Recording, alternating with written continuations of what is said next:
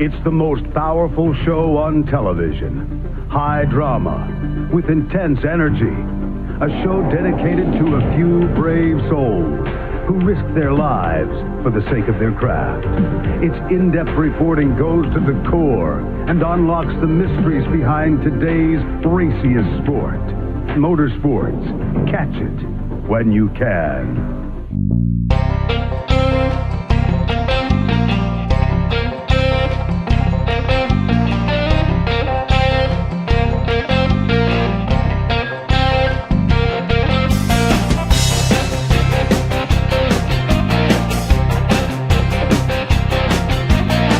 Hello everyone, welcome back to Post Tech. Today we move on to episode number 13, coming off of a very interesting weekend of racing out at the Indianapolis Raceway Park, the 0.7 of a mile short track, and the 2.5 mile quad oval in Speedway, Indiana, the Indianapolis Motor Speedway.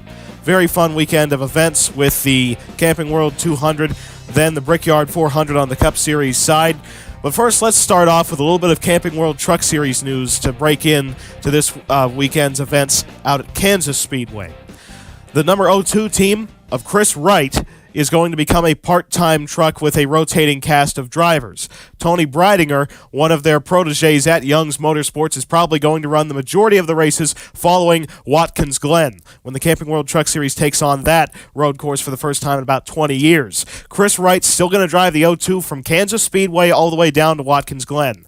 The reason being he's a very accomplished road racer, and following Kansas we go to both the Loudon Road Course and Watkins Glen, New York, so Young's Motorsports wants to keep him in that 02 truck through the two road courses to see if he can pull off a victory at those two racetracks, because he potentially could get that 02 truck into victory lane in either of those two events. Even knowing there's going to be a lot of competition he's going to have going up against him, he still has a good shot at it. Also, another driver who is on the hot seat right now in the Camping World Truck Series is Michael Self, a very accomplished road racer and ARCA Menard Series competitor. He looks like he will be leaving the number 25 truck following Watkins Glen unless he scores, say, a win in the next three races, or at least starts to get the ship righted and starts to finish top 5 week in, week out. And that's because the number 25 team, Rackley WAR, with their partnership with Venturini Motorsports, they came into this season with a lot of optimism, but right now they're just not really pulling together the results. They sit well outside of even potentially making the playoffs unless they score a win in the upcoming races until we get to Darlington. It looks like Mason Mingus, I'm sure you remember him from the ARCA Menard Series as well. Recently ran a race in the ARCA Menards East Series at Nashville, even won the pole for that event. So he's coming back into the national divisions of NASCAR, hopefully coming back through the ladder, through the ARCA Regional and National Series. It looks like he is the number one candidate to get the 25 truck if the deal with Michael Self pretty much falls apart following Watkins Glen. Because Michael is a very accomplished road racer, much like Chris Wright. Comes from a Trans Am sort of background, stock cars essentially running on road courses. So it is entirely possible Michael Self could pull off the victory at either the Loudon Road Course or Watkins Glen. He has an ARCA Menard Series win at the Daytona Road Course, so I wouldn't quite doubt Michael Self being able to pull it off. Here's another breaking news story. Norm Benning, longtime ARCA Menard Series and Camping World Truck Series competitor, is looking to sell his organization. As you know, he skipped a lot of Camping World Truck Series races this year due to the sheer amount of entries. He feels like showing up is just kind of a waste of his time, effort, and money, because odds are with all the huge amount of well-funded entries coming into Truck Series races, odds are his organization won't make the race. So that's why he's been skipping a lot of events. The organization that's been tied to buying out Benning's equipment is Rev Racing. And it seems like they'll make room for Raja Karuth, one of their development drivers, and Chase Cabry. So Norm Benning has basically put it out there that he's going to sell his organization but will become a major part of development. He's been attending some ARCA Menards East Series races over the last few months, has a very good relationship with drivers Karuth and Cabry, and it seems like this deal is going to come together very smoothly. Benning's going to likely take up a very high position like in management. He is going to be working very closely with the development of both Karuth and Cabry, getting them some Camping World Truck Series starts and some good experience. It's a lot similar to GC Spencer. I'm not sure if too many of you folks have ever heard of G.C. Spencer, but he was an independent race car driver in NASCAR's top level from the 50s through to the 1970s and was a car owner into the early 1980s. He sold his organization to Morgan McClure Motorsports, but became essentially a general manager of the team after he sold it. So he even held a position in the organization after he sold his team to them. It looks like that's what Norm Benning is going to be doing, working as a general manager of the number 6 team for Carruth and Cabri. Looks like right now they're going to be developing Carruth a little bit more through the ARCA Menards East Series, and Cabri has had some Speedway starts in the ARCA National Series, the ARCA Menards Series National Tour, I guess you could call it. I guess that's kind of a throwback to the ASA National Tour in many ways.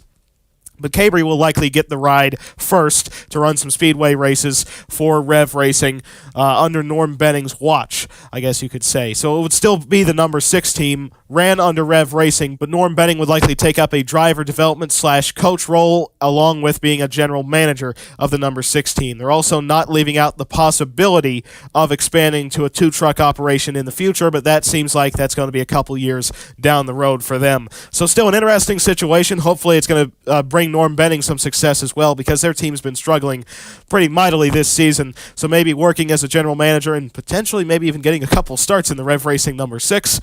Norm Benning looks like he may be having a career revival of sorts in the upcoming seasons. Also, in further Camping World Truck Series news, due to sponsorship issues that Rafael Lessard has run into, his schedule in the number 24 truck has lost a couple of races, so GMS is going to be picking up a couple more drivers to fill in some of those spots. Nick Sanchez, who's been performing very well in the ARCA Menards National Tour, is going to be making a few starts in the 24 truck for GMS Racing later on this year, with even plans of going full-time in the 2022 season. The races that he has planned later on in the year in that 24 truck for GMS is Rockingham, Bristol, Martinsville, and Homestead Miami Speedway. So he's getting experience on some pretty unique racetracks. You got a high bank short track, a high bank 1 mile oval.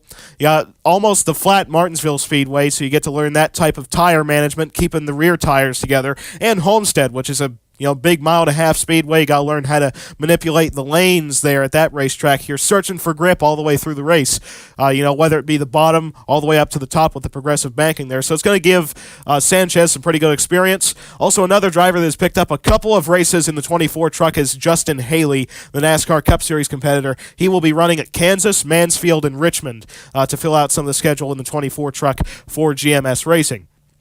Now on to NASCAR Cup Series news. This is a bit of a story that fans may enjoy. Joseph Newgarden will likely participate in the Bristol night race at Bristol Motor Speedway in the 02 car for Roger Penske, even knowing that he did not win the Indianapolis 500 this season. That was Castroneves taking home his 4th in the month of May. But it looks like Newgarden will be allowed to run the race, and Roger Penske essentially told him that he had to win the Indy 500 to get that stock car start as a bit of an added incentive to go and win the 500. But unfortunately, that plan did not work out for the number 2 team at IMS, but Joseph Newgarden's going to be able to get that long-awaited first NASCAR Cup Series start in the 02 car for Roger Penske at Bristol Motor Speedway. It's been a bit of a long time coming, and when you think about it, he's from Tennessee. It's a little bit astonishing that he went into IndyCar instead of taking a NASCAR path. It's kind of hard to believe that he and Sterling Marlin hail from the exact same location. But still, it seems like this is going to be a good opportunity for Newgarden. As we've seen over the last couple seasons, there's been a lot more IndyCar competitors willing to make stock car starts. Maybe we'll see a couple stock car drivers run IndyCar in the future. We know Jimmy Johnson's been doing that lately. Maybe a couple more competitors. Kurt Busch has done it before. Maybe we could get Kyle Busch, who's always been talking about maybe trying to run a start in the Indy 500. Drivers going back and forth, kind of like it's the 60s and 70s again. It's a bit of an interesting story. More drivers are starting to be like Andretti and Foyt, who would go back and forth, and then the Allison brothers, who would go and run the Indy 500. So it's a bit interesting to see that old style of competitors willing to race anything with an engine coming back. It's a very interesting story there, and I'm excited to see more crossovers in many ways. And potentially, in the coming seasons, we might have like an IndyCar race and a Cup Series race on the same weekend at the same track. That would be a great opportunity for drivers to cross over. So I'd like to see something like that go down. That big wreck on lap number 36 of the Brickyard 400 when, Clinton Boyer got put up into the outside wall by the 61 car of Christopher Bell. Then everybody more or less just piled into the mess with the 77 getting turned up in front of the field. Then the 14 car climbed atop the safer barrier on the exit of turn 2.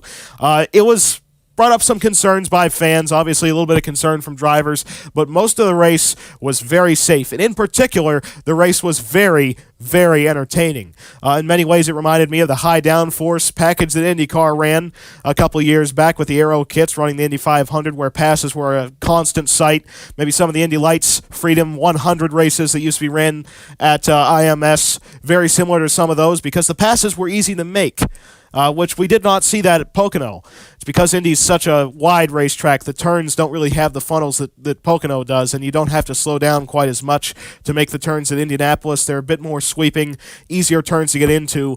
That's what led to kind of the pack racing that we saw at IMS. One slightly concerning moment, in my opinion, that fortunately nothing bad happened, was coming back to the green and white checkered flag for stage 1. You remember, Brad Keselowski drifted up into the 31 car of Ty Dillon and almost hit the edge of the pit road wall in the front straightaway had he lost the car. There's not that much protection in front of that wall. So that was personally concerning. Fortunately, nothing bad happened. In fact, Keselowski continued going until he got involved in that lap 36 crash. But I think that might need to be addressed for next season, maybe putting up a large tire barrier or something there at the end of the pit road wall, because that was a bit of a scary situation had something gone a little bit worse. But fortunately, nothing catastrophic happened. It was just a save by the 88. But I will say this. The safety at IMS is a lot better than what we saw out at Pocono. Even with the large crash, there was areas for drivers to go to miss the accident. Not too many cars piled into it, really, as compared to what happened at Pocono during the dual number 1 crash. Obviously, we had about 10 to 15 cars wreck out on lap 36. But if that would have happened at Pocono, we would have had a good 25 cars wreck out. So I think that when it comes to the way they were racing in Indianapolis, the pack-style racing, the amount of cars that wrecked out in that one accident was pretty modest. And I think that NASCAR, Roger Penske, everyone involved was very satisfied with the on-track product out at Indianapolis Motor Speedway during the Brickyard 400.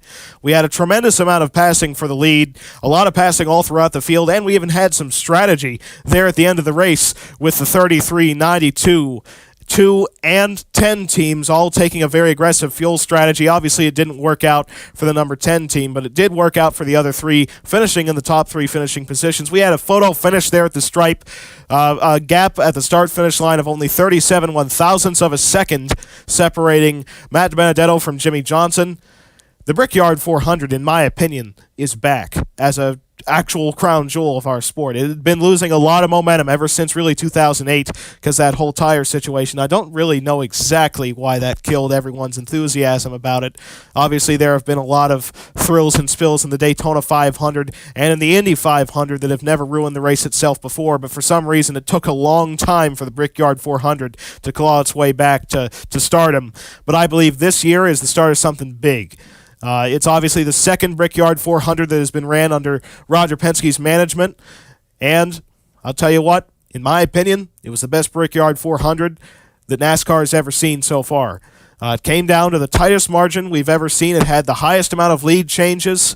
It only had one incident, albeit a little scary, but it's at least going to make NASCAR's highlight reels, and we even had strategy there at the end. So I'd say that this race is a true classic of the last few seasons. And it's a very good send-off, I guess you could say, for the Generation 6 car. This is the last time that car will race at Indianapolis Motor Speedway, unless, say, ARCA runs there next season, but I kind of doubt that happening.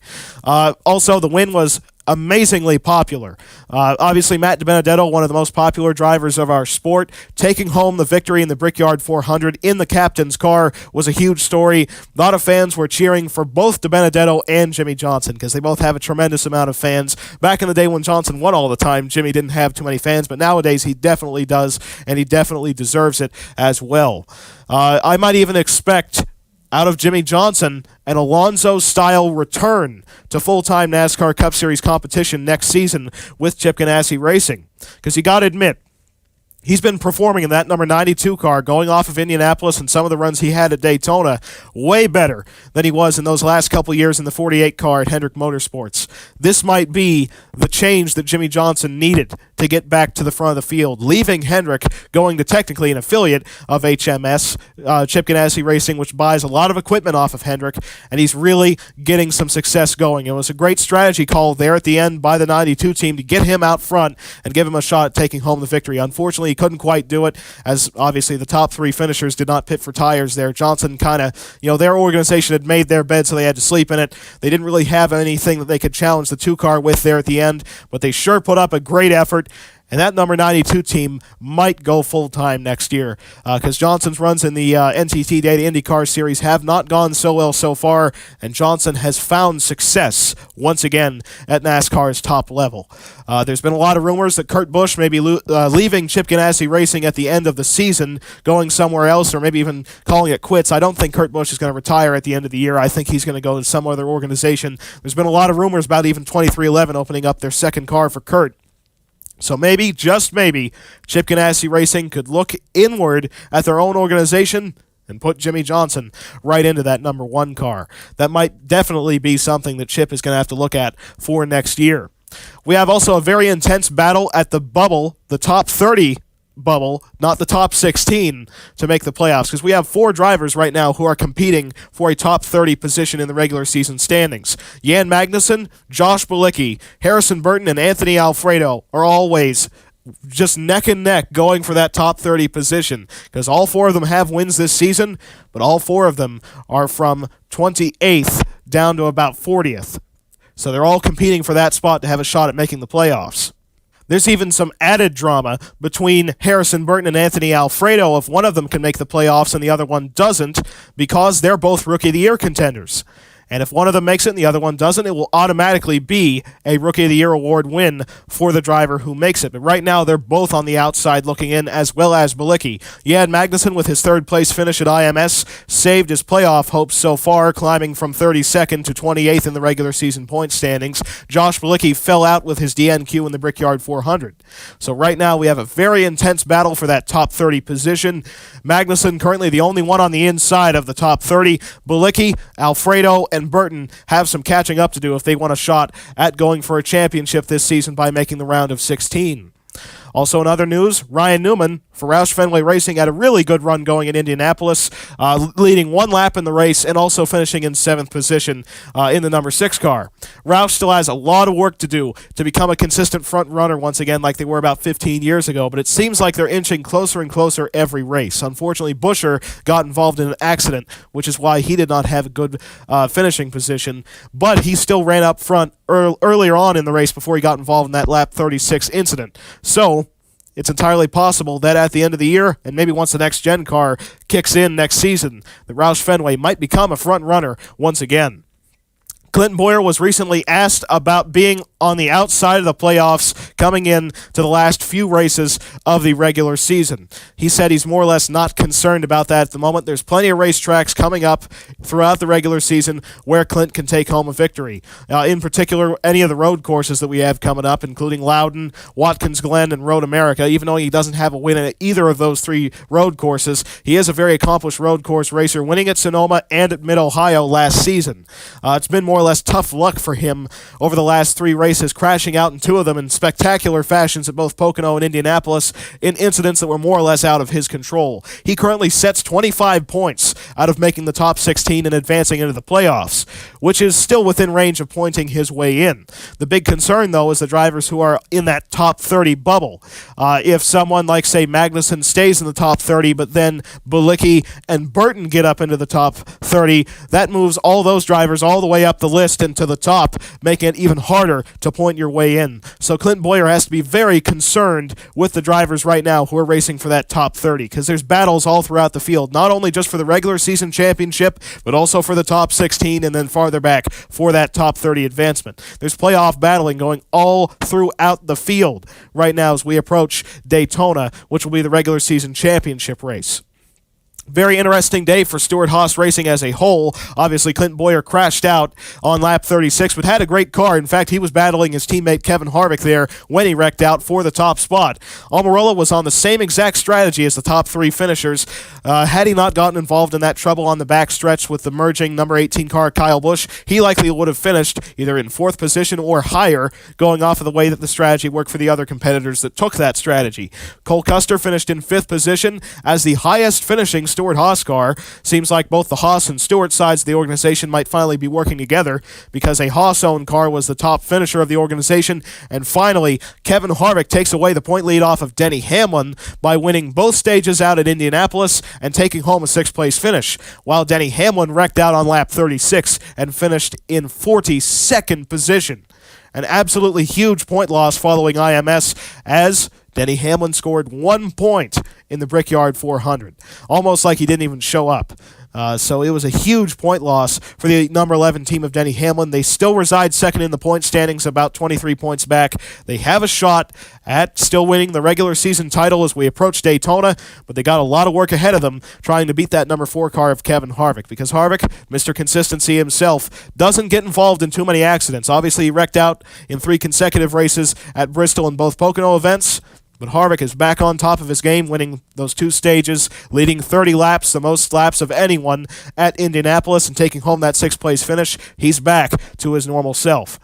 NASCAR is reintroducing the green-white checkered into all 3 NASCAR national divisions starting this weekend at the Kansas Speedway, with a maximum of 3 attempts allotted.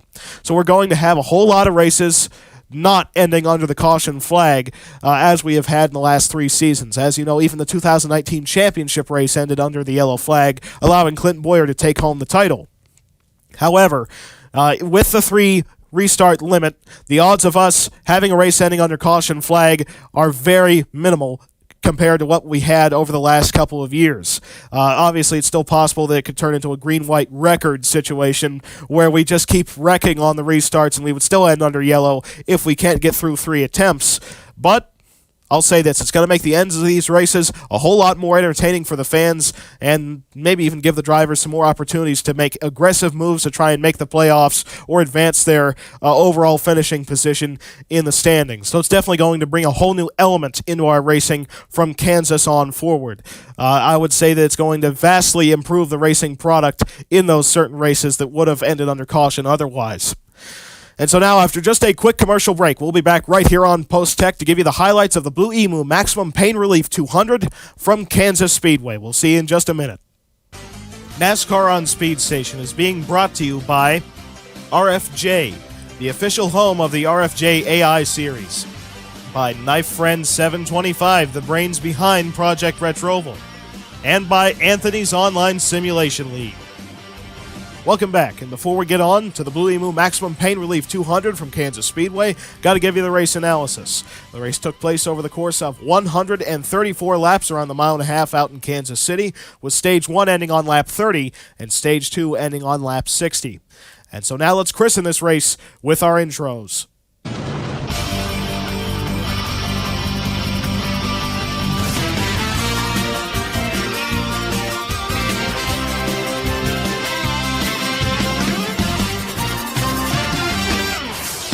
In your regular season point standings, entering the race here at Kansas Speedway, Sheldon Creed still holds the point lead by just 5 points above Matt Crafton, who's been performing exceptionally well over the course of the last few weeks, scoring top 10s and top 5s practically every single week.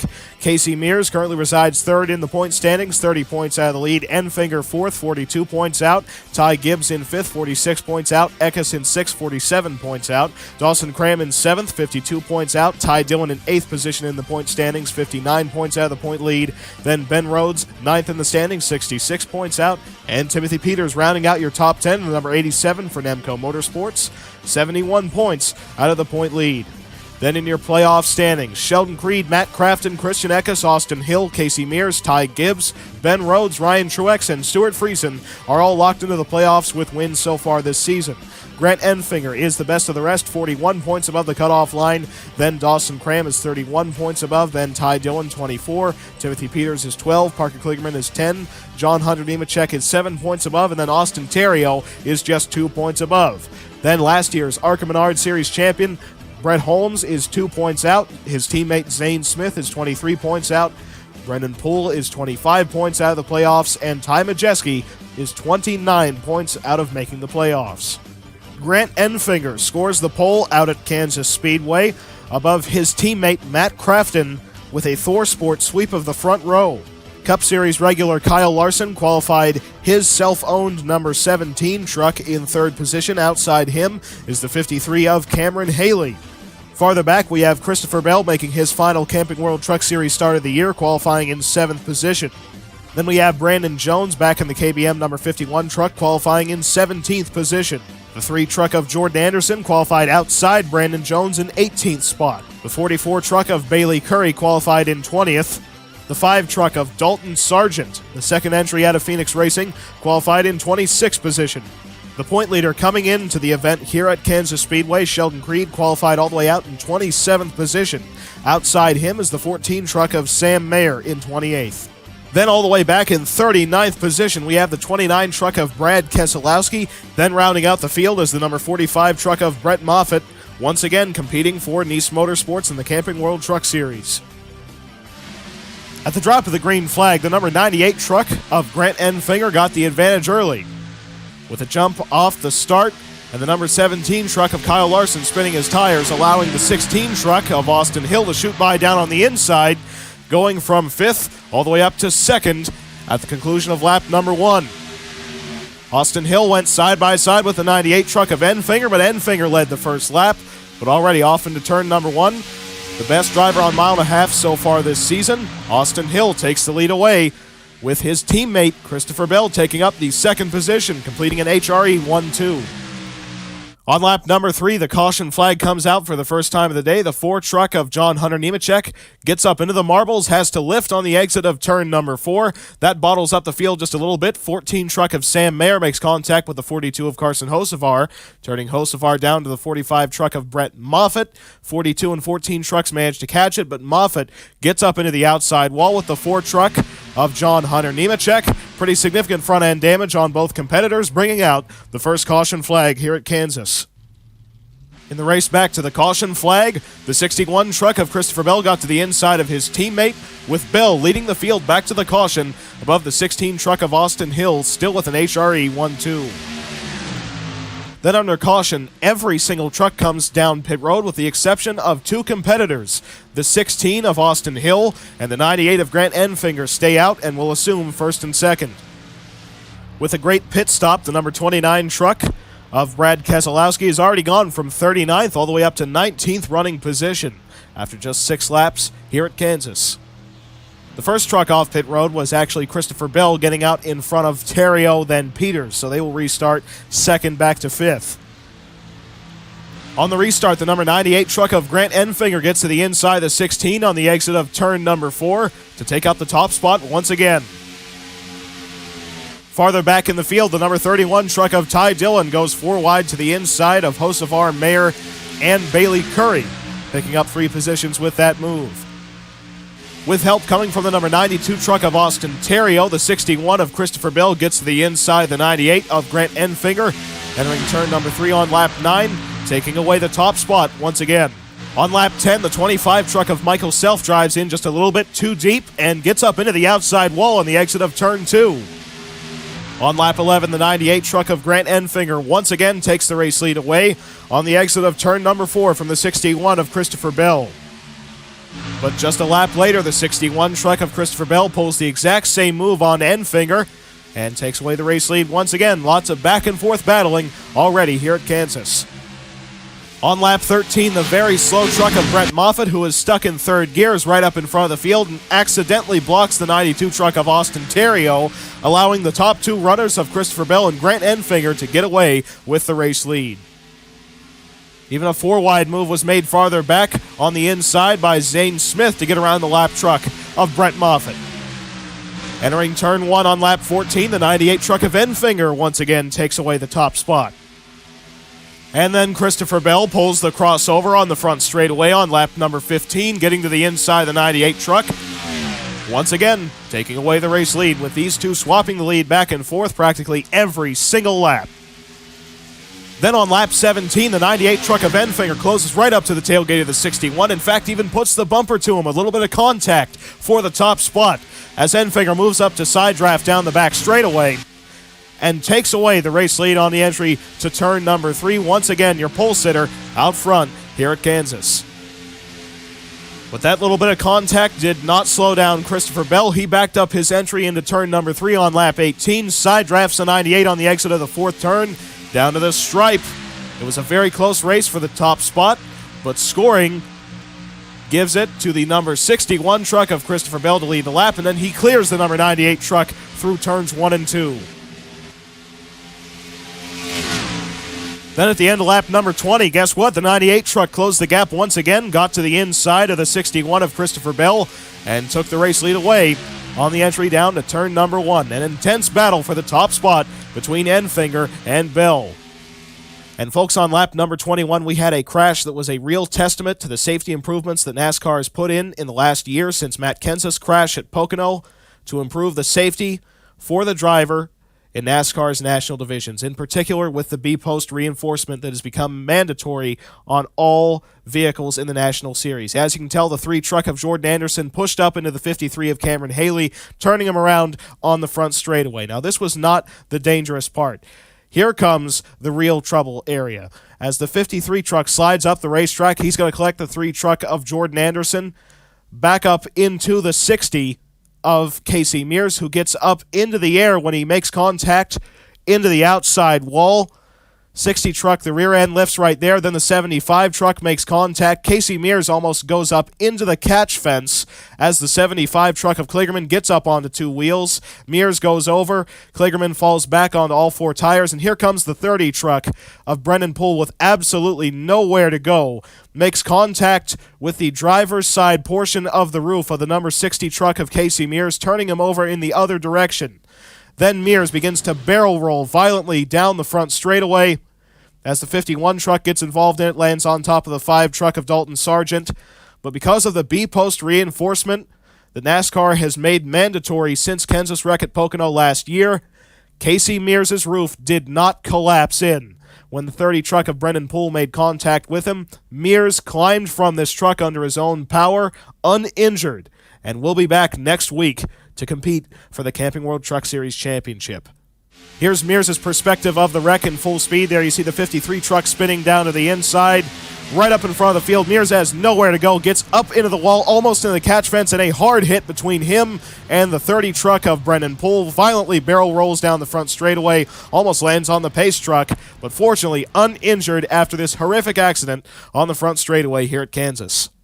Here's the number 75 truck of Parker Kligerman getting into it, up onto 2 wheels.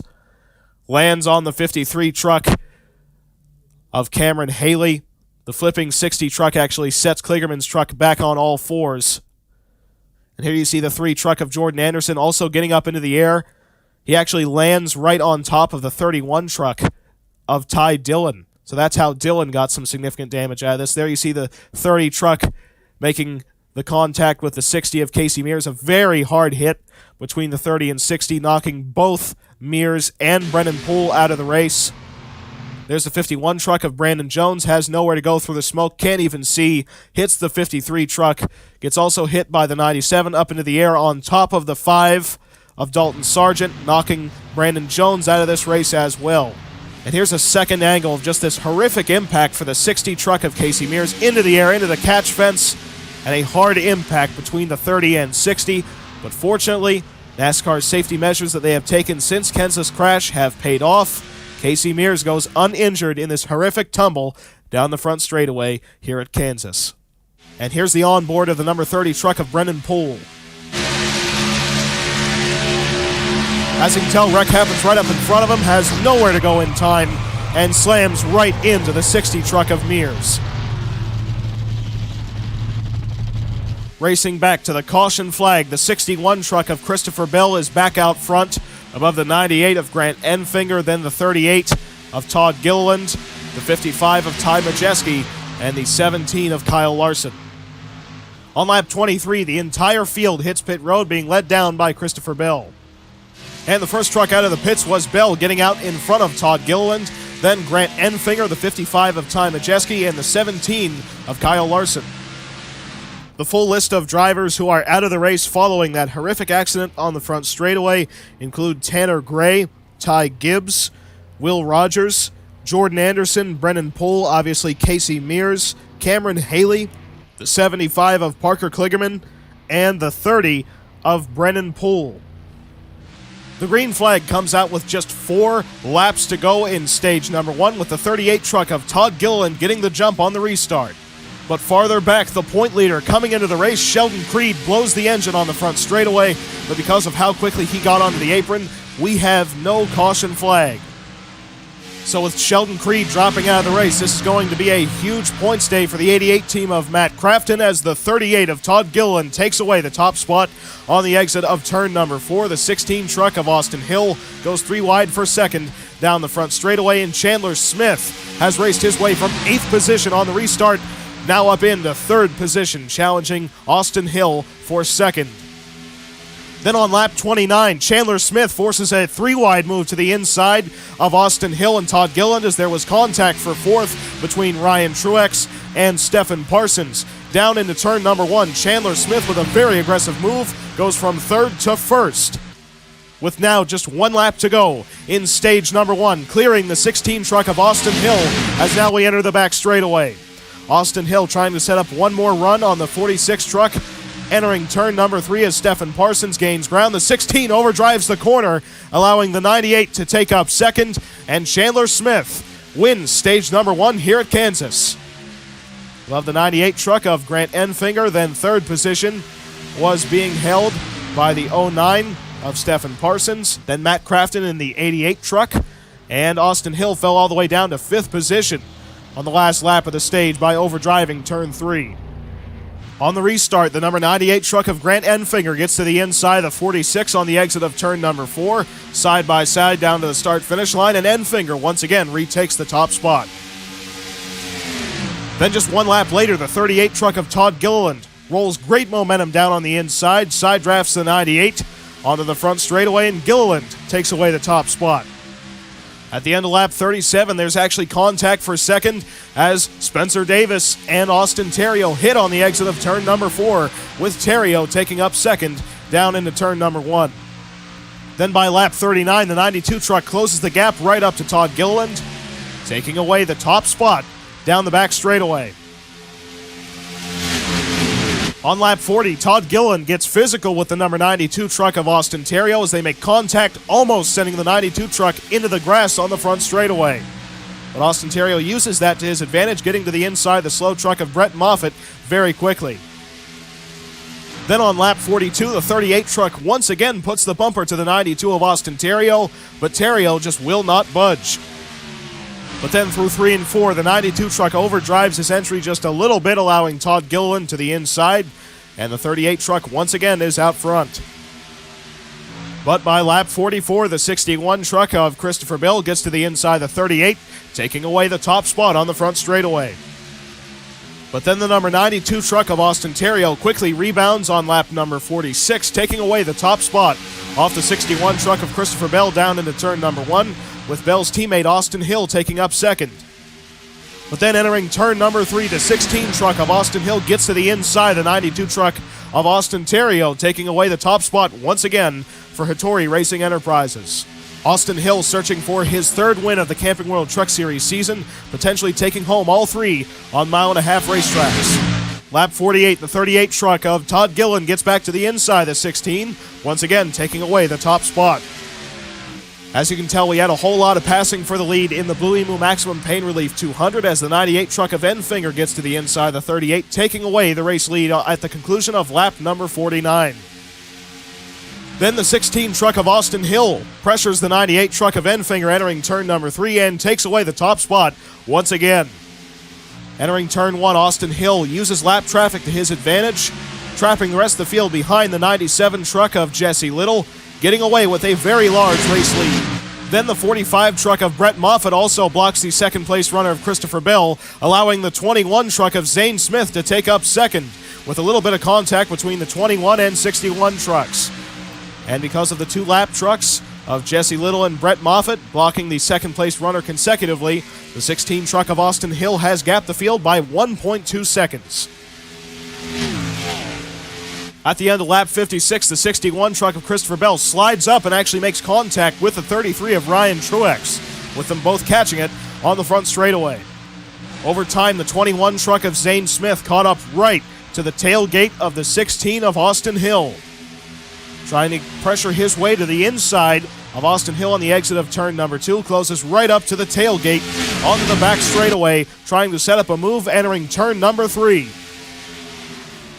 Backs up his corner entry, carves right down to the inside, and gets side by side with the 16 of Austin Hill down to the start-finish line with just 2 laps to go in stage number 2. The 21 truck of Zane Smith is now out front. But through 3 and 4, the 99 of Ben Rhodes actually gets to the inside of the 21, taking away the top spot with now just 1 lap to go in stage number 2. Ben Rhodes has his work cut out for him, trying to hold off the 16 truck of Austin Hill. Entering turn number 3, the 16 truck is all over the tailgate of the 99, trying to back up his corner entry. Now gets down to the inside with a drag race down to the start-finish line. At the stripe, the 99 truck of Ben Rhodes wins stage number 2 in a photo finish by about 8/1000ths of a second above the 16 truck of Austin Hill. Then the 33 of Ryan Truex taking up third, 61 of Christopher Bell in fourth, and 17 of Kyle Larson in fifth position. Following stage 2, we have yet another round of pit stops with the 99 truck of Rhodes leading the field into the pits. Surprisingly, the first truck off of pit road was the 33 truck of Ryan Truex, getting out in front of the 16 of Austin Hill, 99 of Ben Rhodes, 17 of Kyle Larson, and the 21 of Zane Smith. Just 1 lap after the restart, the 16 truck of Austin Hill gets to the inside of the 33, taking away the top spot on the exit of turn number 4 as the 17 truck of Kyle Larson drops back because he overdrove the entry to turn 3. Then just 1 lap later, the 99 truck of Ben Rhodes gets to the inside of the 16, taking away the top spot once again. We've had plenty of leaders here at Kansas as the 09 truck of Stephen Parsons actually takes up second down into turn number 1. By lap 68, Bell had worked his way back up into second. Then he gets to the inside, the 99 truck of Ben Rhodes, once again taking away the top spot in the 61 truck for Hattori Racing Enterprises. From lap 69 to lap 70, Dawson Cram drove his way from third position all the way up to the top spot entering turn number 1, but then the 16 truck of Austin Hill forces it 3 wide to the inside, going to the race lead with a push coming from the 52 truck of Stuart Friesen down the back straightaway. Austin Hill back out front once again. Then just 1 lap later, the 52 truck of Stuart Friesen got to the inside of the 16 of Austin Hill, taking the race lead away. But then the 16 of Austin Hill pulled the crossover on the 52 truck of Friesen, taking away the top spot on the exit of turn number 4. On lap 73, once again, the 16 truck of Austin Hill uses the 45 truck of Brett Moffitt to his advantage, stopping up some of the rest of the field and allowing the 16 truck to get away with the 11 of Spencer Davis, closing the gap right up to the tailgate of the 16 truck and currently resides in second position. Slowing up for the lap traffic, the 33 truck almost gets turned around on the exit of turn number 2 by the 99 of Ben Rhodes, but he is fortunate enough to keep it going in the right direction. Then the 11 truck of Spencer Davis gets to the inside of the 16 truck of Austin Hill, taking up the top spot in his very own number 11.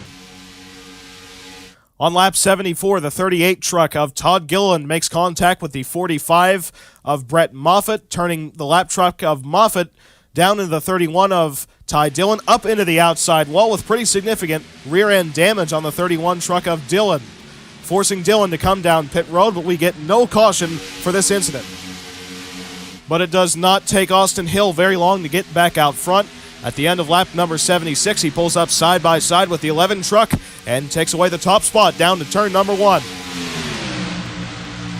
On lap number 78, the 41 truck of Dawson Cram actually makes contact with the 16 truck of Austin Hill on the exit of turn number 2, taking up the top spot on the entry to turn number 3. Then just one lap later, the 16 truck of Austin Hill pulls the crossover and makes just a little bit of contact with the 41 of Dawson Cram, taking away the top spot down the back straightaway and in the run to turn number 3. But by lap number 81, the 99 truck of Ben Rhodes pulls down to the inside of the 16 of Austin Hill and takes away the race lead through turns 1 and 2, with the 92 truck of Austin Hill taking up second. Then with a push coming from the 88 truck of Matt Crafton, the 92 of Austin Terrio takes away the first position through turns 3 and 4 as Crafton runs wide and up the hill and drops outside of the top 5. Then on lap 83, the 16 truck of Austin Hill gets back down to the inside after getting a great run out of turn number 4, taking away the race lead once again off the 92 truck of Austin Terrio. Lap 83, the front runners have to split the lap truck of Brett Moffitt. Majeski to the inside, Austin Hill to the outside as the field fans out to 4 wide to try and miss the lapper. And Ty Majeski takes away the top spot down to turn number 1. Then on lap 84, the 52 truck of Stuart Friesen takes away the top spot on the front straightaway, getting a great run out of turn number 4. Then on lap 86, Cup Series regular Kyle Larson gets to the inside of the 52 truck and takes away the top spot for the first time of the day. On lap 87, the 16 truck of Austin Hill runs it a little bit deep and gets up into the outside wall on the exit of turn number 2, with some significant right side aerodynamic damage on the 16 truck. Then at the end of lap number 87, the 92 truck of Austin Terrio pulls the crossover on the 17 of Kyle Larson, taking away the top spot for Brad Keselowski Racing. Then down into turn number 1, the 38 truck of Todd Gilliland races his way into the top spot for Front Row Motorsports, with the 55 truck of Ty Majeski taking up second.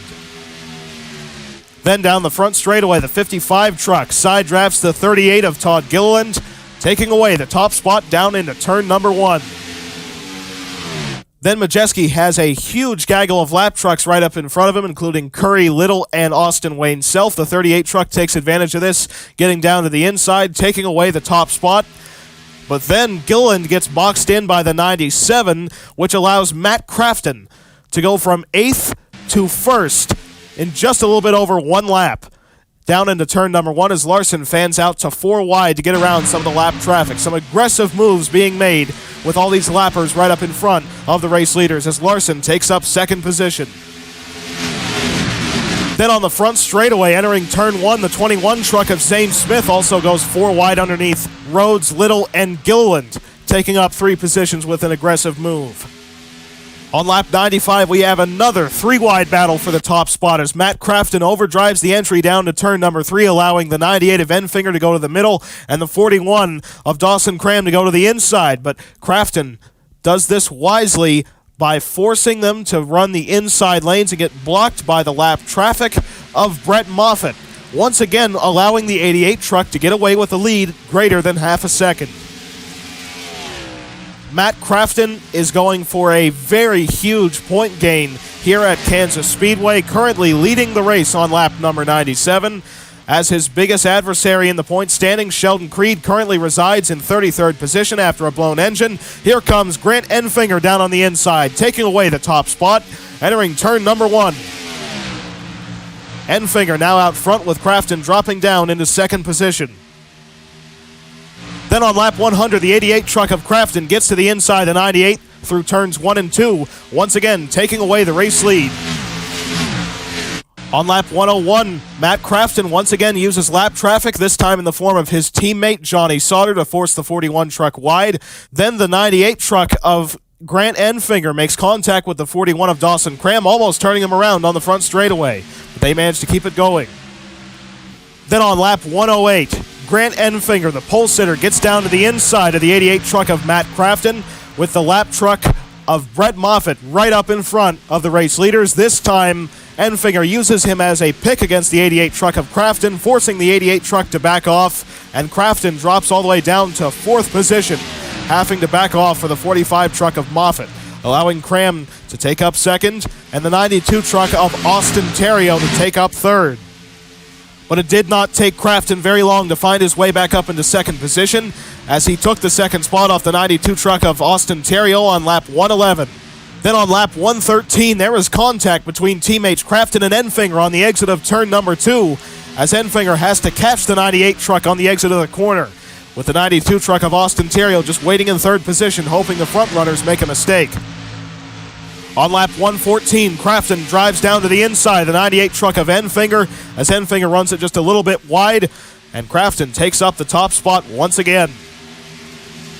Then on lap 119, Austin Terrio sees an opportunity to get around the 88 truck of Crafton, uses the 97 of Jesse Little as a pick against Crafton, forces him to back off, and Austin Terrio takes away the race lead on the front straightaway.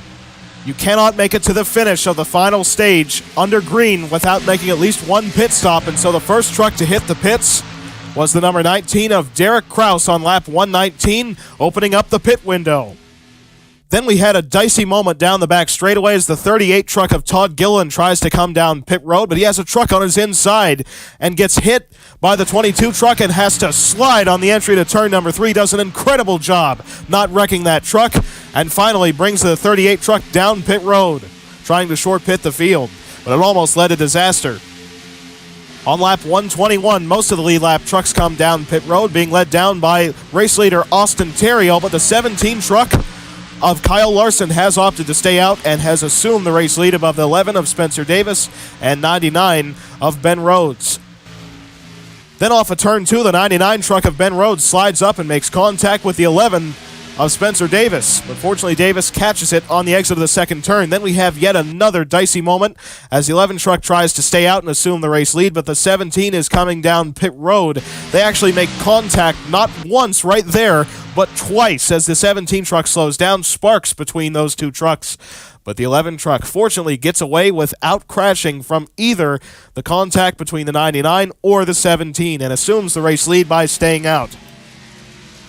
Now with just 11 laps to go on lap 124 of 134, the 11 and 55 trucks of Davis and Majeski are the only two trucks that have yet to come down pit road. But this time by, the 11 and 55 trucks both signal that they will be hitting the pits, and this will conclude the pit cycle here at Kansas. And there is the number 11 truck of Spencer Davis coming on pit road. That means that the 92 truck of Austin Terrio is now your race leader here at Kansas above the 98 truck of Grant Enfinger as Enfinger goes wide to try and get around the lap traffic. And the 92 truck shoots down to the inside. Terrio still out front above Enfinger, and now Spencer Davis going to third around Matt Crafton. Also a great run going on so far for the 25 truck of Michael Self running in 5th position.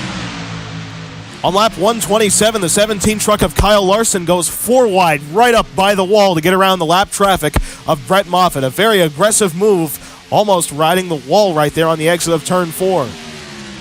On lap 129, with just 5 laps to go here at Kansas, the number 4 truck backs up his corner entry just a little bit more than Gilliland expected, chops the nose of the 38 truck, and Gilliland sends the 4 truck of John Hunter Nemechek around and into the 97 of Jesse Little, spinning the 4 truck around through turns 1 and 2. Then the 97 truck is trying to get onto the apron right up in front of the 09. The 09 of Parsons makes contact with the 97 of Little, carrying them both up into the outside wall, bringing out a late race caution.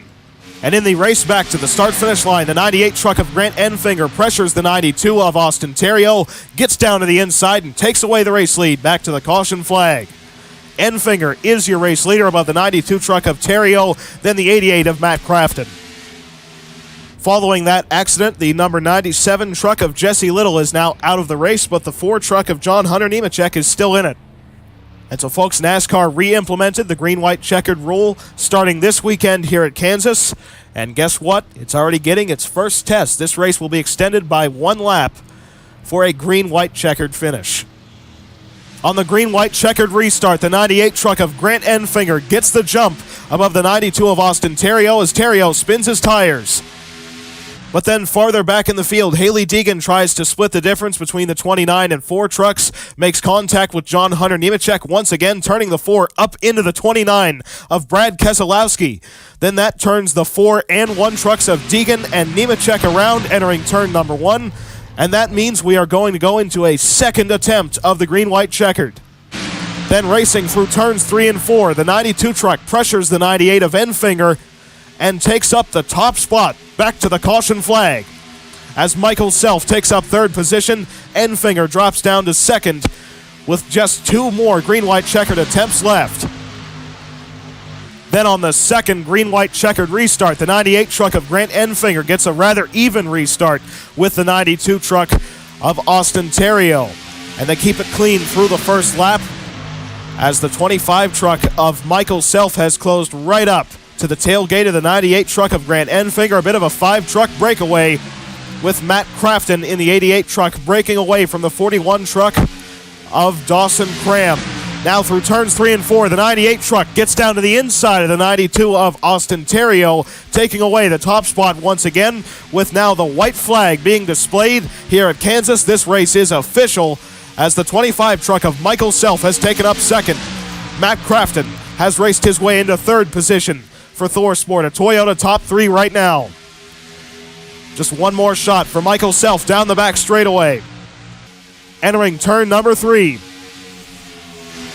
And then Michael Self tries to run it in deep into turn number 3, slides up the racetrack, opening up the door for Matt Crafton to take up second, and Grant Enfinger takes home the victory here at Kansas Speedway, locking the number 98 team into the playoffs. An impressive performance by Enfinger here today at Kansas, swapping the lead back and forth numerous times, taking home the victory in double overtime here at Kansas. We also had a couple trucks running out of gas there at the end, including the 29 of Brad Keselowski, who was involved in that accident during the first green-white checkered.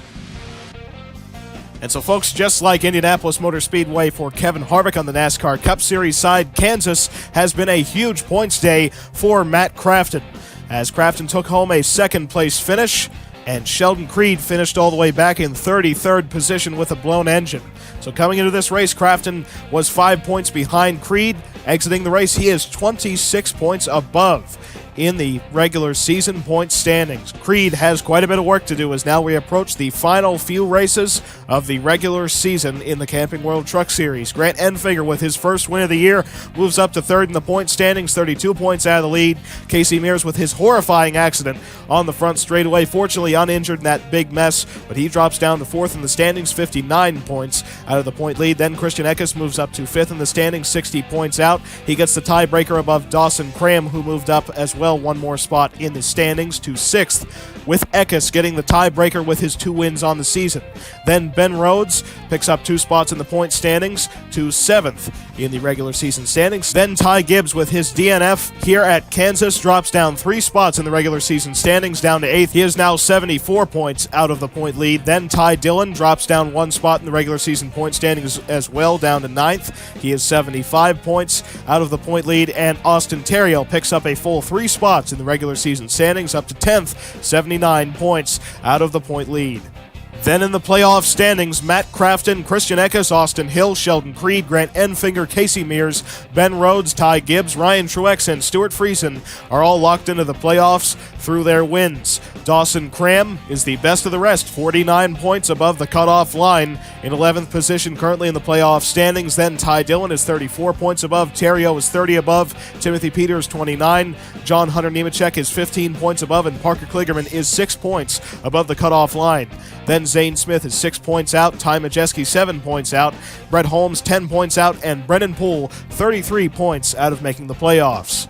And so now, after just a quick commercial break, we'll be back right here on Post Tech for my personal favorite segment of the show, Q&A. NASCAR on Speed Station is being brought to you by RFJ, the official home of the RFJ AI series, by Knife Friend 725, the brains behind Project Retroval, and by Anthony's Online Simulation League. Hello everyone, welcome back to Post Tech. Now we move on to the Q&A segment. Once again, gotta give the disclaimer, if I mispronounce any names or handles, I do apologize, but it's bound to happen. Here's question number 1 from NASCAR Fan 88 Official. Could NASCAR use the 2012 Daytona Short Track, the back straightaway quarter mile, for the Busch Clash? So, there's only a couple challenges with doing that. I'd like to see it. As you know, I'm a short track buff in many ways. But the back straightaway, the super stretch grandstands that we used to have there, that all the fans would sit and watch those, K&N, Wheel and Modified, and All-American Tour races. That grandstand's been knocked down ever since Daytona Rising. So what we'd have to do is we'd have to bring in some temporary stands, which would be easy enough to do. I personally think we should just put another grandstand up there because it's good seating on the back stretch. Used to be at the very least. But anyway, we would have to put up a grandstand or temporary stands or something to get fans to be able to see the events. But I think that it would be a good choice by NASCAR because recently there's been rumors that NASCAR wants to get a points race on the Daytona road course. Obviously the road course layout that we use for the Rolex 24, NASCAR does not use any of the chicanes, so it's kind of half oval, half road course, more literally than what you would see at a traditional like Charlotte Roval or something like that. There's a pack racing segment of the Daytona road course, much like Monza, as Magnussen said earlier in the season as he went on to win the Busch Clash back in February.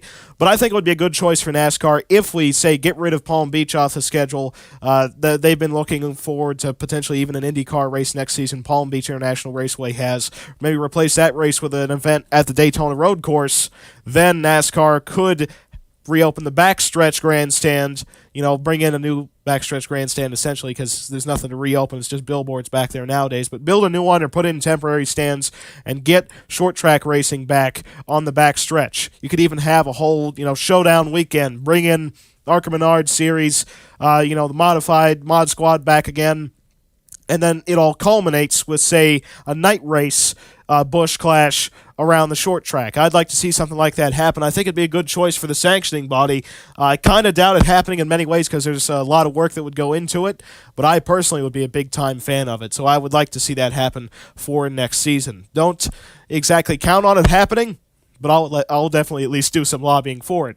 Now, question number 2. Switchblade asks, with NASCAR and iRacing growing relationship and successful drivers like William Byron, Josh Berry, and Ty Majeski, could we see more teams look at signing Coke Esports drivers to development deals?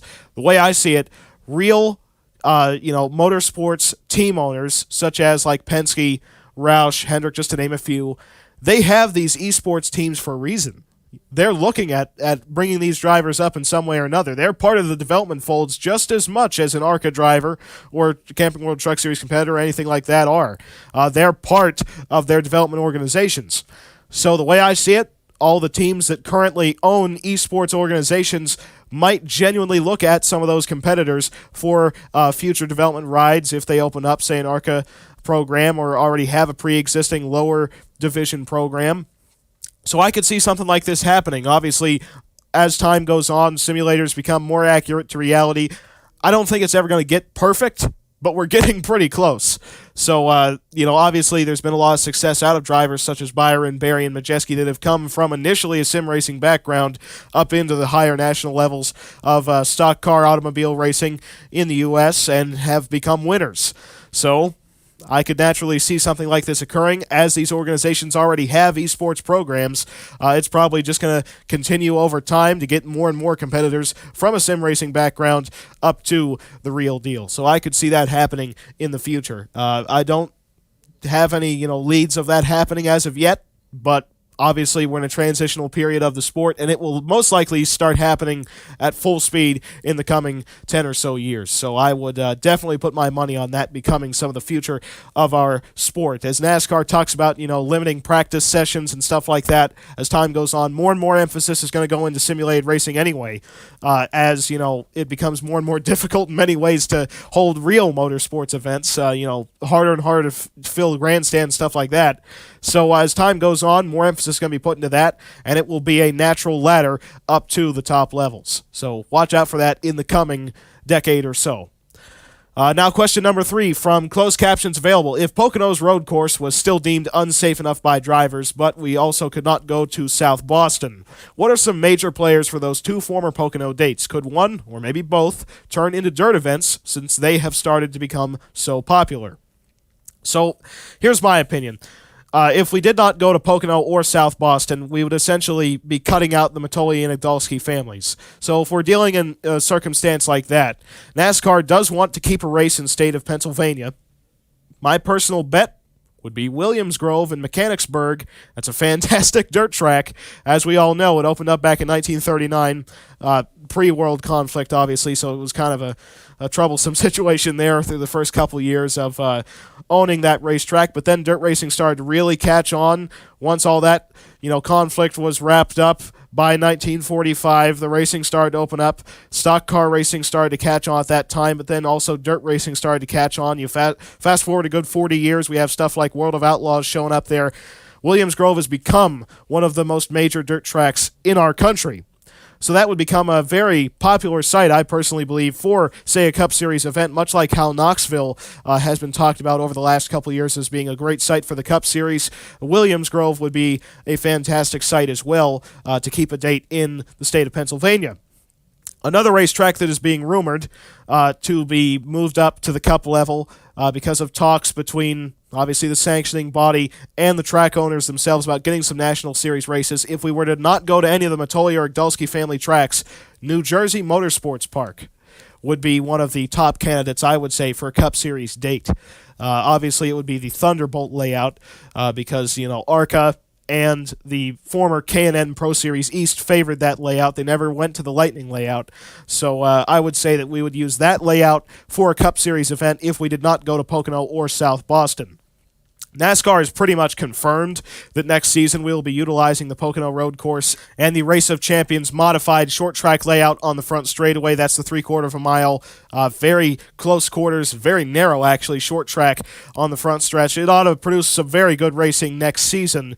Short track action at Pocono at its finest, asphalt short track racing. So, big emphasis on braking at a track like that. You got to keep the brakes cool. It's going to be a little different with the next gen car because of, the better brakes on that car, wider tires. It's going to be a little bit less difficult to get the car slowed down as it is currently with the Gen 6 car. So I think that Pocono's future is safe, but if we were to never go to Pocono or South Boston in a sort of situation like that, my bets are going to be on Williams Grove and New Jersey Motorsports Park. That's my personal opinion, but I think that would be where NASCAR would go in a situation like that. Question number 4 from NASCAR Fan 88 Official. Could we have an exhibition race at Suzuka again, kind of like 96 to 97? NASCAR recently has proven that they're not afraid of FIA Grade 1 tracks by going to Circuit of the Americas. However, obviously the travel cost to get to Austin, Texas is not as much as it is to get to Suzuka, Japan. So I think the real big reason that we're not going to do something like that in the future is due to cost. If it was easier to, boat your race cars all the way out to Japan, we'd be doing it as we speak. We probably never would have left Suzuka or Twin Ring. But cost and the struggles of just getting a large field out there is the main reason why we have stuck to just staying in the States. So I don't think that we're going to be seeing any more Cup Series exhibition races in Suzuka anytime soon. We could be seeing, obviously, a points race in Canada or Mexico sometime in the future. NASCAR's been kind of in talks of doing something like that. I wouldn't quite count out potentially maybe one exhibition race every couple of years outside of the Americas. So maybe it's possible that something like a Suzuka race could happen again, but even if it does happen, we'd be under a traditional field size. So I don't really think that that's what exactly NASCAR wants to do at this time. But obviously, the option is still there. It's potentially possible, but I think it is highly unlikely for something like, say, a Suzuka exhibition race to happen again. Now, question number 5 from RFJ. What could NASCAR be doing to change the current issues at Pocono? Could we see any changes as soon as next season? So, obviously, the current plan is to use the North Road course and the 3/4 of a mile short track on the front stretch. So we're just bypassing all the issues related to the 2.5 mile, tri-oval. So we're just kind of getting around those issues kind of in the easy way, because we don't really have to, they don't have to change the racetrack any to get those events to happen. They do have to repave the inside of the 3/4 of a mile short track, because those roads have not really been repaved in a very long time. They're not exactly race ready yet. They're going to be preparing that over the off season. So we'll be ready for that next summer when the Cup Series rolls back into Pocono Raceway. The changes that would have to be made to the 2.5 mile track, honestly, I have no idea what their plan is so far. Right now, we have not heard any talks about it because IndyCar does not go there. Pretty much everything else that utilizes Pocono uses the road courses. NASCAR next year is going to use the road course and the short track. By the way, that short track was there before they built the 2.5 mile track. I'm not sure if you know that, but they built the 2.5 mile around the short track. So really, we're just going back to Pocono Raceway's roots by not running the giant 2.5 mile tri-oval. Obviously, no announcements about the future of that racetrack as of yet, that layout, but obviously the track owners have some plans going on in the future, whether or not that be complete and total remodel of the 2.5 mile track, or just maybe some modifications here and there to make it safer. We're not exactly sure yet, but the NASCAR right now is taking kind of the easy route by just using two totally different layouts for next season when we roll into Pocono Raceway.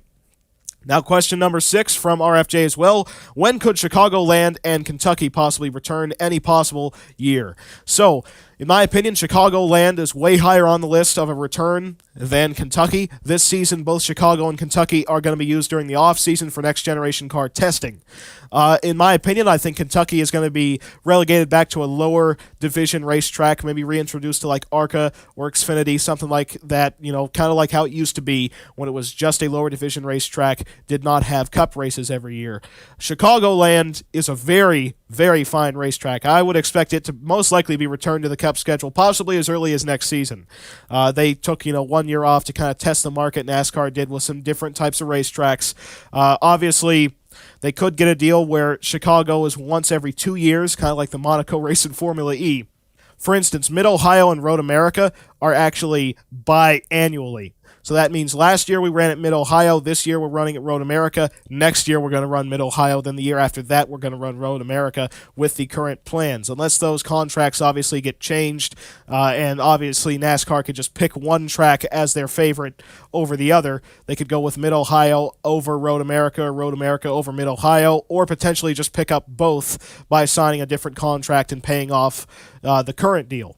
So we could see something like that with, say, a Chicagoland, maybe Gateway in Chicago could swap around each year. Maybe next year go to Chicago, and then the year after that run at Gateway. Something like that could bring Chicago back onto the schedule very quickly. But I think that NASCAR has their eyes on Chicagoland Speedway. They definitely want that racetrack back at the top level. But Kentucky, not so much. It's going to have to definitely go through a while of being in the lower divisions. Question number 7 from Lando Norris Simp. Any chance the Cup Series has an all-star race at Spa or Montreal? The way I see it, I think NASCAR wants to keep the All-Star race itself, the $1 million payout, on ovals. It's always been that way since they introduced the race as the Winston back in 1985. Then obviously it went to Atlanta, then Charlotte for a good 30 years. Now it's at Las Vegas. It's been at 1.5 miles the whole time. And I don't see that changing very much in the future. Spa obviously has the exact same cost problem that Suzuka would have. I don't see that happening anytime soon. Montreal, if it's going to come back, it's going to come back as a points race, potentially back on the Xfinity Series schedule or something like that. NASCAR obviously has been eyeballing it a little bit for the Cup Series, so that might be a potential option as well. But the All-Star race itself is going to stay as an oval event, the way I see it. Although it has been rumored that it could potentially be a dirt race next season, I don't see an All-Star race at a track such as Spa or Montreal, especially Spa, though, because the cost to get out there would be way too difficult, and it's potentially possible that, for instance, if we had the Open out at Spa, the Open, if you count the All-Star race and All-Star Open fields, that equals traditionally like 44 cars show up to try and make the event. I don't see that many cars showing up to a racetrack overseas. I just don't see that happening. The cost is too ineffective, I guess you could say. So a Spa event wouldn't be very conductive to a good all-star race. You wouldn't have the amount of entries that you'd need to really get that intensity that I guess you could say you get out of the All-Star Open, especially because normally the Open puts on a fantastic show leading up to the big money event, the All-Star race. So I would say it's going to continuously be an oval event is my fair guess right now, unless SMI wants it to be at like the Roval or Sonoma, another track that they own. They're looking at buying COTA, but I don't see that happening. I think it's there's been rumors of the Bristol Dirt Track potentially being the All-Star race. I'd put my money on that before I'd ever say it would be like Montreal or something like that for the All-Star event. Next question from RFJ. Could we see Xfinity go back to V6 engines due to the advancements in technology?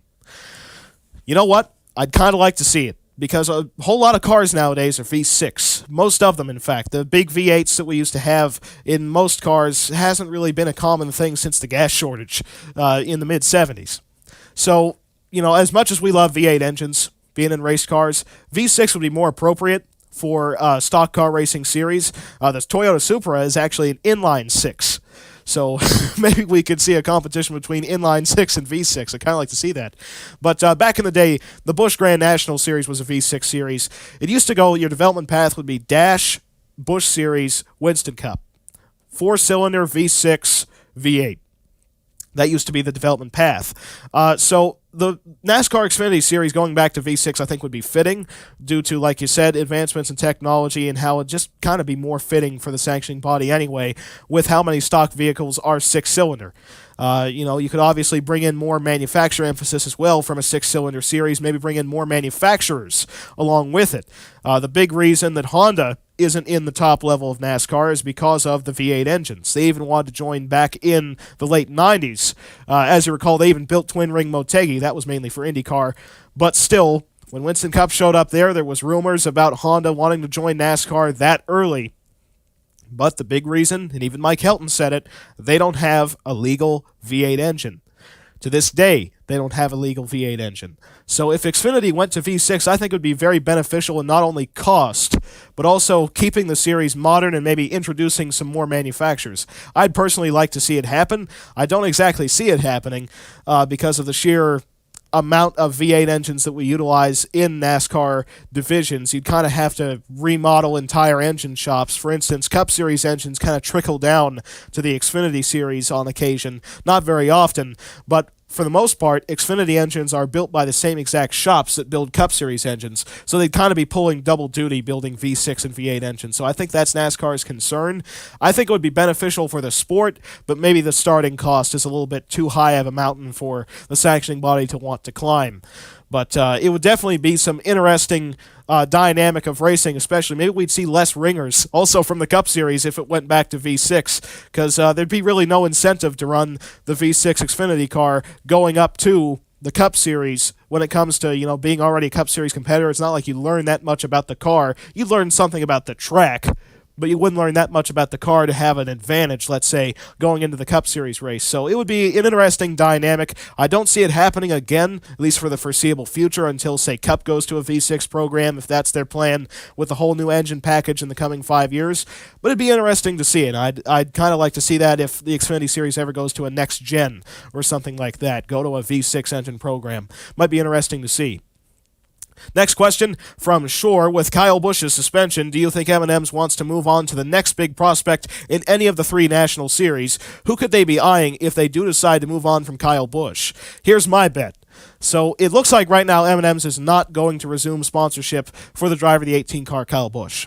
Interstate Batteries, Rowdy Energy, all that stuff's going to be represented on the 18 car. There's another rumor that he also might be another driver to pick up a Menards deal for Road America. As you know, Road America, Elkhart Lake is the backyard of Menards. But it looks like they're going to go with Ty Gibbs. And that'd be kind of interesting because Ty Gibbs is looking like the next Kyle Busch when it comes to the driver talent. Sheer driving skill behind the wheel. He might be our next Kyle Busch. A multi-time Xfinity Series winner already at the very young age of 18. And has more than 10 wins already in the ARCA Menard Series throughout his career. So I think that M&M's is going to be going after Ty Gibbs, staying within Joe Gibbs Racing, but sponsoring a different driver of the number 18 at Joe Gibbs Racing. It'd be an interesting story, and it looks like that is their number 1 favorite prospect to sponsor. It'd be a good deal as well, because Ty Gibbs would deliver some checkered flags for M&M's as a company. Here's the next question from Switchblade. Would NASCAR be open to new tire manufacturers? I kind of like the British spelling of the word tire there. Entering the sport for the next generation, such as Firestone, Michelin, or Pirelli. So Michelin and Pirelli tires, they most likely will not join our sport. They're just too different of a tire company. Obviously, Pirelli supplies Formula One competition. The tires that both companies build for automobile racing don't exactly gel with the type of tires that Goodyear produces for stock car racing. General Tire would be probably the first one to join the Cup Series if we go back to another similar tire war to like what we had in the early 90s between Hoosier and Goodyear. I personally know that fans complain about the tire war that we had then between Hoosier and Goodyear, but I personally enjoyed it because it was pretty much the closest thing that we had to Formula One and IndyCar having multiple tire compounds. It actually brought in quite a bit of strategy because Hoosier had a tendency of bringing a very soft tire. A tire that would grip very well, but it would wear out very fast. Goodyear had a habit of bringing a hard tire, which would obviously wear out very slowly, but not have near as much grip on the start of a run. So a lot of competitors would qualify on the Hoosier.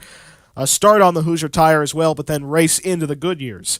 Obviously, we could do that nowadays with just multiple tire compounds, but it was the closest thing that we had to that, and it was done kind of by accident with the different tire manufacturers. Obviously, sometimes there would be a tire company with a big-time advantage like Hoosier back in '89. I don't know if most fans know this, but at '89 in Daytona, Goodyear actually pulled out of the race. The race was won on Hoosier tires with Darrell Waltrip.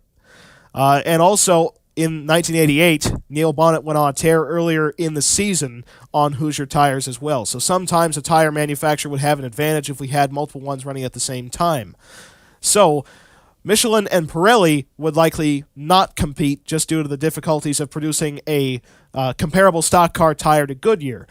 I personally don't think that Firestone would join, even knowing they have a big-time presence in American auto racing with IndyCar, for one huge reason. PJ1 track bite. IndyCar has proven through their Firestone Firehawks that Firestone tires do not grip to track bite whatsoever. Runs like ice when you get up into the track bite, but Goodyear tires can wear that in and build up a nice groove. I personally think, and obviously I'm not an expert, but if Firestone were to build a stock car tire, it would likely not work very well with the PJ1 track bite, which is primarily designed for Goodyear rubber. Obviously, the General tires run into it fairly well as well in the Arkham Menard series when we go to tracks such as Bristol or Charlotte. However, Firestone, I still have not seen them produce a tire that runs very well in PJ1, so I think that that would be the biggest obstacle. Pirelli and Michelin obviously would have some probably pretty big durability issues when they first would come into NASCAR, if they ever do it, because they don't build tires for cars that weigh nearly as much as our Cup cars. In fact, the weight limit on a Cup car is minimum 3,400 pounds. That's a lot heavier than the cars that Michelin and Pirelli build tires for. So that would be a huge problem for those two companies. Even Firestone to a degree, even knowing they have experience with building stock car tires in the past. But Firestone, they need to get their PJ1 problems figured out before NASCAR would want to go with them. And really, the biggest American tire manufacturer is Goodyear to this day, and I think that that's some of the security that NASCAR has with Goodyear as well, is the fact that it's a company that they can get in talks with very easily, being a part of the same country as NASCAR themselves. So I think that it's just kind of another one of them cost situations. Working with the corporation itself is just easier when it's inside your own borders. Because General Tires actually ran by Continental, which is in Germany as well. But Continental, through the name General Tire, even maybe through the name Hoosier, would be my personal bet if there's ever going to be multiple tire companies represented in NASCAR again. But I still think that NASCAR is comfortable with the Goodyear deal, and I don't see that changing in the coming years. Even SRX recently signed up for Goodyear tires, so I think that Goodyear is going to be spreading their influence more than really any other tire manufacturer. It's even been rumored recently that ARCA might even switch to Goodyear tires, so I wouldn't quite doubt that Goodyear is going to essentially kind of hold a monopoly above stock car racing, but it seems like that was kind of destined to happen anyway. Hoosier is probably still going to hold the market above regional short track racing, asphalt late models, dirt late models, sprint cars, stuff like that.